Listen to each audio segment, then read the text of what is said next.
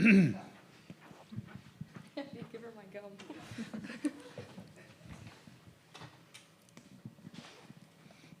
Okay, we're now going to get going with Washington with Coach Heather Tarr and athletes Silent Rain Espinoza and Kelly Lynch.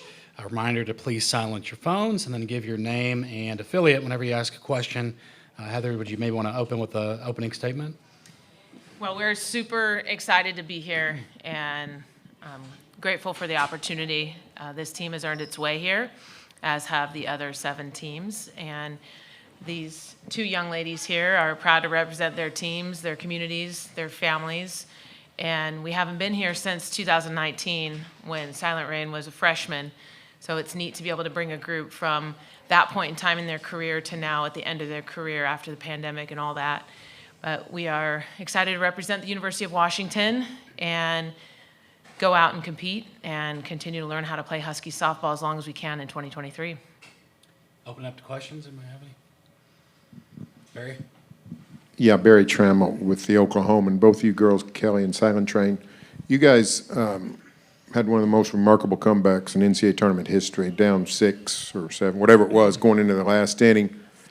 Not just winning and being able to get here, but what does that do for you going forward in terms of fortifying what obviously was a high level of confidence and belief, but what does that do to even expand those emotions and those dedications? Yeah, I think just the momentum and energy that came after that game and just in that last inning has really propelled us into Supers last weekend and now the World Series. So we call it Husky Fever, but really just all the energy and momentum it gave us. Such a special moment for the program and for us, and it was an amazing thing to be a part of. So, yeah, I think it gave us the confidence to know that we're not out until the last out is played, you know. We still had 3 outs to work with, and it gave us the confidence that we can come back in games like that and to not give up too soon. Go to Eli in the middle row on the right. Eli Letterman, Tulsa World. Kelly, you guys come here with a team goal, I'm sure, but for yourself, this is your first time at the Women's College World Series. I'm curious what memories you might have of growing up watching this or watching it from afar. yeah, I actually got the opportunity to come here in 2010 as a spectator and watch, and as a little girl, you know, this is the dream. So kind of got myself caught up in the goal of just getting to the World Series, but, you know, the real goal is to win the last game. So I think it's the same game we played as we were kids, but also taking a moment to just really be grateful for being here and on this stage and to represent all the little girls that want to be here one day. So, yeah, super surreal and, yeah, just grateful to be here. Do you remember who you had been watching there? Is there anyone who stands out in your memory? And then beyond that, is there anything just about this experience that you're most looking forward to? Yeah, I remember I came with a friend to watch the University of Georgia, UGA, but I actually remember everyone talking about some pitcher, Danielle Laurie, who was playing for the University of Washington. So kind of full circle moment being here now, but just looking forward to take it all in and just be a part of this special week and, yeah, play some Husky softball, so. We'll go to Joe in the middle on the right. Joe Masato, the Oklahoman. Heather, bigger picture question. Pace of play has been an issue a lot of coaches have talked about. I've asked them about it in previous press conferences. Do you see that as an issue? And if so, like, do you have any ideas of how you would want to maybe tighten things up a little bit? Yeah, I do have a lot of opinions about that, but I think the pace of play can be controlled by the similar time clock that we have in the international game. So it's a 20-second pitch clock. Secondly, what is challenging for these young ladies is the 42 minutes, and it's a good problem, of commercials that we wait for. And we're normally used to a media timeout of, or between innings of 90 seconds in conference play or other play that doesn't involve media. And then when we get to this stage, which we're grateful for, is a 2.5-minute break. And so it's hurry up, slow down, hurry up and slow down. So what many people that aren't involved don't see is that. So I think the 20-second time clock certainly can help, you know, the pitch by pitch situation. But, you know, it's a good problem when you have media. But when 42 minutes of the time is considered for all those timeout or those between inning moments, it makes it a really challenging dichotomy of competing. Thanks. Any more questions? Back row, left. Justin McLeod from Extra Training Softball. Coach, kind of fitting with the gentleman who walked in with you, I want to ask you about your coaching tree. The last couple of years, you've seen players who've played for you go into coaching, coaches you've coached with.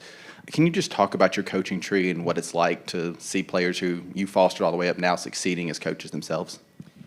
Well, it's an honor to be able to have coached in the game long enough where I'm no longer feeling like I'm under, Teresa Wilson and John Rittman and Brian Colsey's coaching tree. Rather, now we all have extensions out of us from the University of the Pacific, Cindy Ball at UCF, Victoria Hayward at San Diego State, just to name a few. There are so many of our women that have learned the game under us, and it's neat to see the layers that they have. And, I give my credit back to my dad, my first ever coach, and all of my Little League coaches.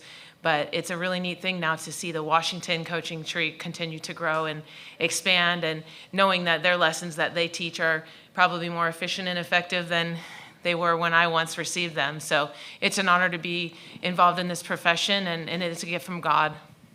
Sure, we'll go back to Eli, middle row right. Heather, this sport and this event has certainly grown from the first time you came here exponentially, and the sport has taken, whether it's NIL or the portal, it's grown with every change that's come. Where do you think that next thing is? What's the next thing the sport needs to tackle to be better off 5 years from today? I think the sport needs just continued top-down growth. I think the bottom-up is really good from a grassroots standpoint and support at the youth levels.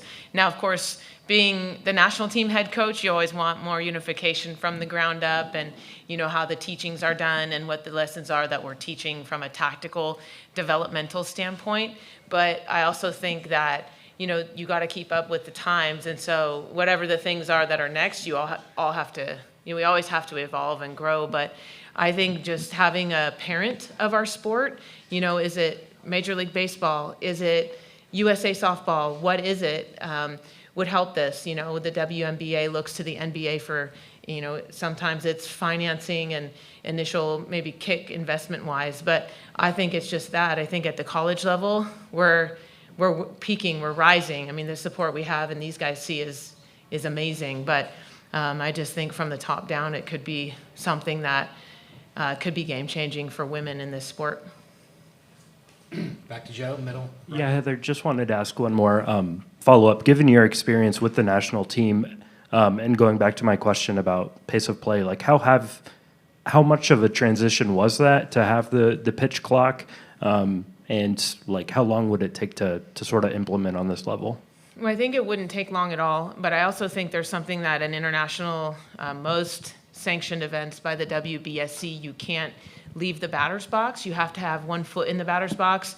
Now, some players that have advanced their mental game routine wouldn't like that, but you'd adapt and you'd overcome that. But I think that's another thing to consider. But I don't think it would be that big of a deal because the clock right now is kind of like in basketball, it's like 3 seconds in the key, and the athletes that might be 3.5 seconds in the key sometimes are forgiven, and or maybe you had 2.5 seconds and I wasn't in there that long. So I think the clock is somewhat ambiguous, and I think it would actually help the officials manage the clock more effectively if it were present and out there. Back row right. Mike Brown with Washington Radio. Cy, what do you remember from your first World Series here, and have some of the players that are not 50 or seniors been asking you and the other ones about what it's like here in the last week or so? Yeah, it's been 4 years since we've been here, but I've watched every year, and I remember just kind of being overwhelmed as a freshman coming into all of this. But this year I feel like I've been able to be present and be in the moment, and that was kind of what I've been voicing to the younger ones when they ask. Just take it for what it is and be as present as you can, because that's how we're going to ultimately win this thing, is being as present as you can and not letting the moments get bigger than they are. Any more questions in the room? Barry? Barry Trammell with the Oklahoman. Heather, I think your first year here was 97, I think. Do you still think about the old days when you walk in here and, Spediacci and those Rosie and those other teammates that you guys sort of made a big splash with? Yeah, I definitely look back to my experience to lead this group but also to reflect back on the opportunity is the same feeling. The same feeling we had coming here is the same feeling I still have to this day. It's so exciting. And when I don't have that feeling anymore, maybe I retire. But I think one of the opportunities that we got as players at Washington as our first year going to the World Series was actually in '96. And that was actually in Columbus, Georgia, as a showcase to the '96 Olympic Games. So we didn't get our first opportunity to go to the World Series in that way. So my second time going was here. But going back to those times, like, we believed we could win the thing and do it. And I think just from the pride that comes from being a Washington Husky, growing up in Seattle, that just continues to fuel me, but also try to give it to these guys and never take it for granted. I think that's really what the lessons are that I try to impart on our gals, and just continue to make it bigger and better for those that come behind you. That's one of our messages as well. Any more questions in the room? We do have one on Zoom from Eric Lopez. Coach, good to talk to you again. I'm curious, you're playing Utah once again. You played them in the regular season and the Pac-12 tournament. How does that affect preparation, that you know this team so well, but yet you both are probably different today than you were the last time you played? Yeah, it's a great opportunity for the Pac-12 to have three teams here, and maybe what some might consider three quote-unquote non-traditional Pac-12 teams. But I think the opportunity to compete against a common opponent, a known opponent, is a challenge, because just as well as we know them, they know us. But, it's on a big stage, and what a great opportunity, again, for our conference to showcase itself. It's unfortunate that we match up right away, but I mean, we've had these situations before. In Silent Rain's freshman year, we matched up with Arizona, and so it's the good and the bad of being in a conference like ours that showcases these teams at this stage. So we're just we're trying to sharpen our sword, and we're trying to use these opportunities to continue to improve and become the best version that we can be. Any more questions? Last call. One more. Last one. Back row, right? Lee Dobbins, rounding third softball. Coach, you mentioned showcasing of the Pac-12, a lot of change coming with the Pac-12, with UCLA moving out, them considering other teams coming in. What do you think the Pac-12 needs to do to showcase that visibility more, say, on the East Coast, the middle of the country, where a lot of your games during the year come on 10 o'clock after, from that standpoint? Yeah, I think obviously one disadvantage, we're going to always be geographically disadvantaged from the greater population of the United States, given a population map. I mean, if you know that, you can look and see, like, well, the majority of the United States lives east of the Mississippi, so that's always going to be a challenge. But also, too, being able to become part of a network that has more access than, a specialized network. I mean, there's times even where I can't get the Pac-12 network when I'm trying to watch a game or two. And so I understand how challenging that is and that has been. And I don't think it matters who is part of our conference so much as it is what kind of networks we align with that can give access beyond just, one channel or 8 channels that people have to get. And I will answer the question of UCLA. We're obviously saddened softball-wise that UCLA is leaving our conference. It was very weird thinking about, wow, this could be the last time we play in Westwood. This could be the last time, we compete in the Pac-12 championship, our first ever, and UCLA's last time is here. So that's a different place. But, we had Utah come in, Utah and Colorado. They don't have softball come in, more than 10 years ago. And look what Utah has become, not only, softball-wise, but football-wise. So I think anybody that enters our conference could be advantaged. But also, too, I think the conference has its work cut out to negotiate something beyond what it has today. That'll wrap things up for Washington. Thank you, Heather, Silent Rain, and Kelly. Thanks. Thank you. Good luck. Go Ross.